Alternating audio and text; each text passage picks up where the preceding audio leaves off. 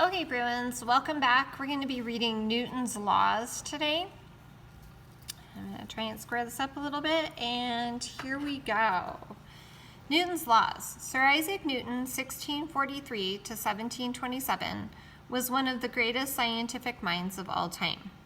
You have learned about Newton's experiments to explore gravity and his mathematical models of the movement of objects in the solar system.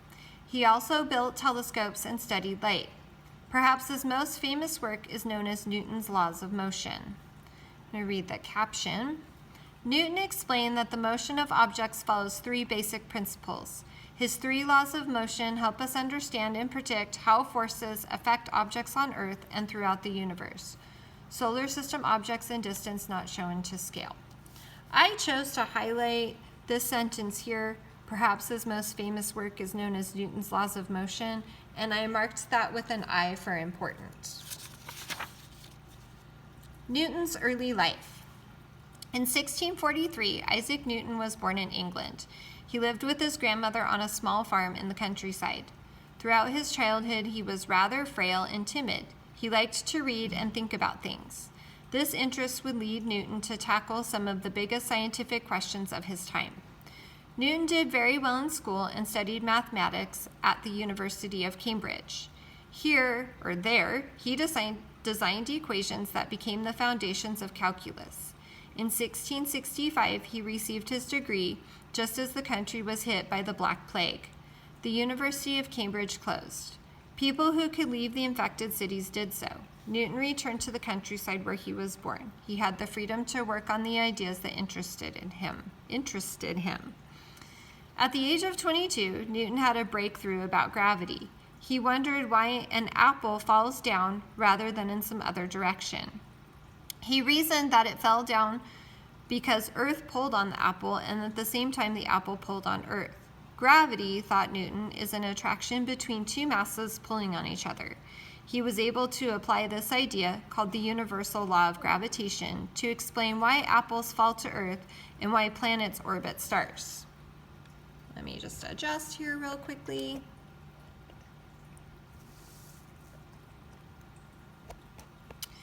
Newton's observation of falling apples helped him realize that Earth pulls on the apple and the apple pulls on Earth. He then identified gravity as the fundamental force controlling the motion of objects in space. So I highlighted in this paragraph some of the important things, like Newton had a breakthrough about gravity. He was wondering why an apple falls down rather than some other direction. I also highlighted that gravity is an attraction between two masses pulling on each other, and that this idea was called the universal law of gravitation, which helped to explain why apples fall to Earth and why planets orbit stars. So then I'm going to take my pencil and I'm going to mark that as important as well.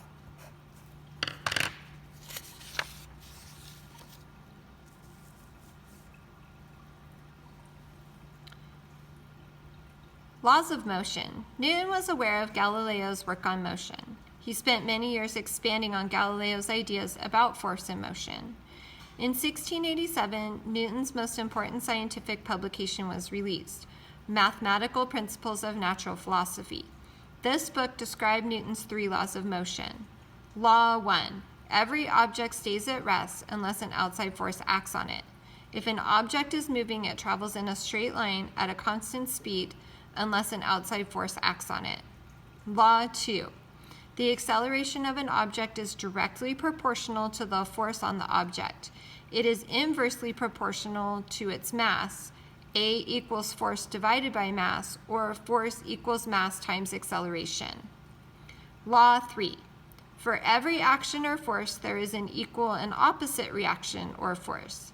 These laws are such a part of today's scientific knowledge that it's hard to imagine a time before we understood them. Newton was the one who pondered, experimented, and analyzed all of his findings to develop these three important laws. Applying Newton's laws. How do these three laws shape our thinking? We can explain almost all motion with these laws.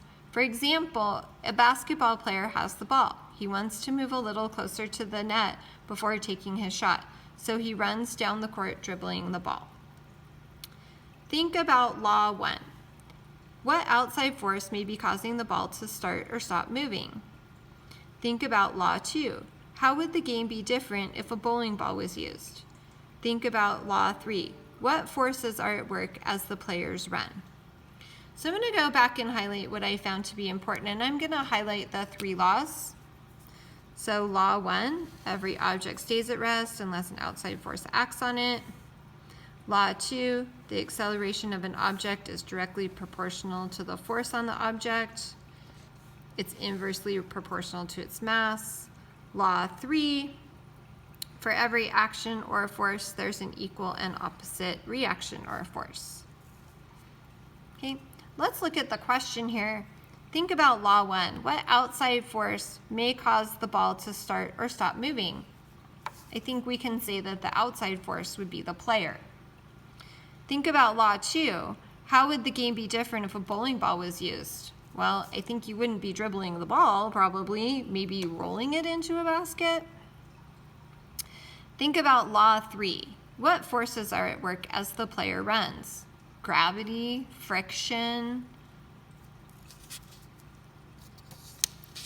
Okay, next page.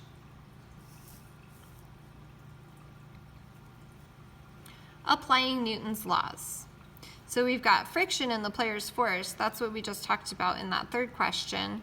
And then here we've got gravity pulling the basketball down and the floor pushing back up on the basketball. The force and motion of the player and the ball as he runs and dribbles down the court are explained by Newton's laws. At each step, his foot touches the ground. He applies a force to the ground, and the ground applies a force back. This is Law 3.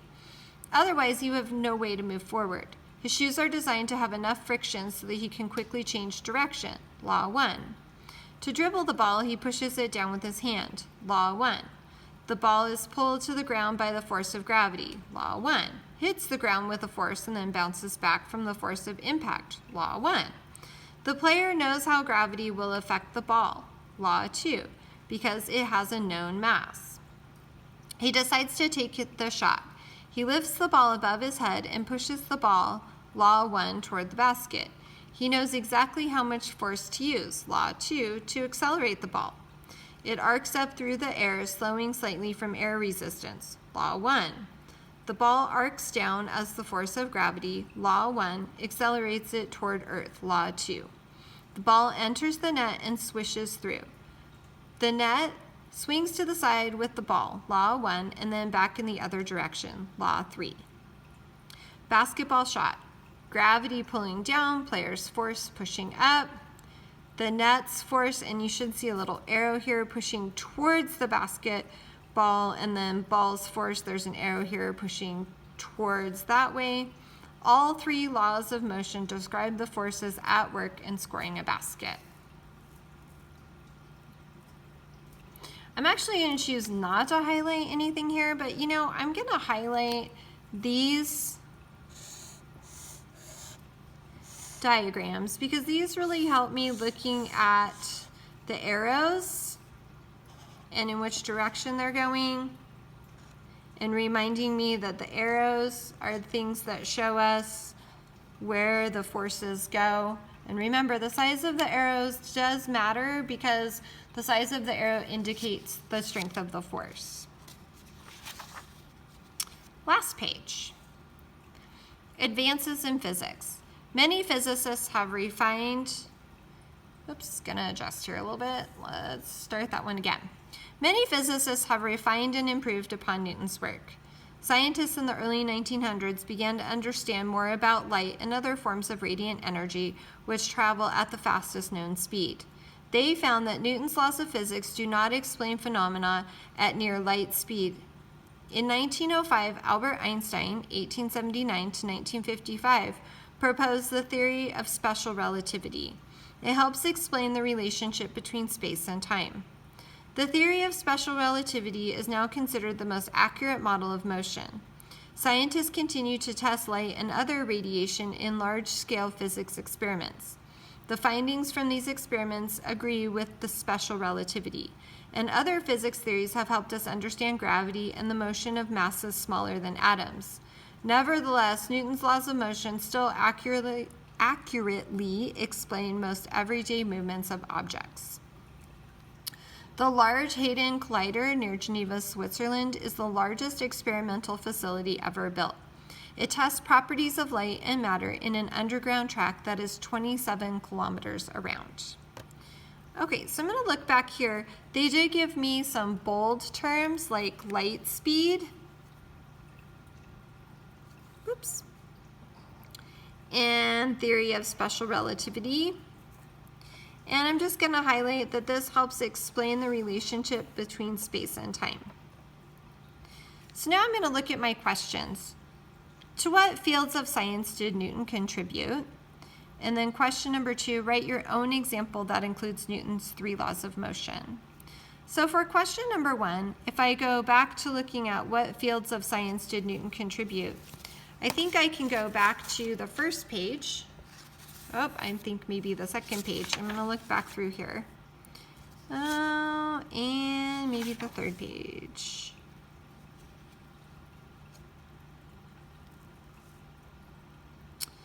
So, still reading through. So obviously he contributed to science. He contributed to math. Okay. And he contributed to astronomy because he was able to help with Galileo's laws and theories of gravity. Next up, write your own example that includes Newton's 3 laws. You're going to write an example that's similar to the basketball example. Or you can write an example that's similar to the previous video where we talked about the hockey players. You might choose to write about one of the examples like the marble and ramp experiment. You might choose to write about one of the examples like the pinball experiment. But you want to be talking about where forces are going and what kinds of forces are acting on the objects. I hope this helps, and remember, this is good studying for the test, but don't forget to look back at your notes tonight. See you all tomorrow.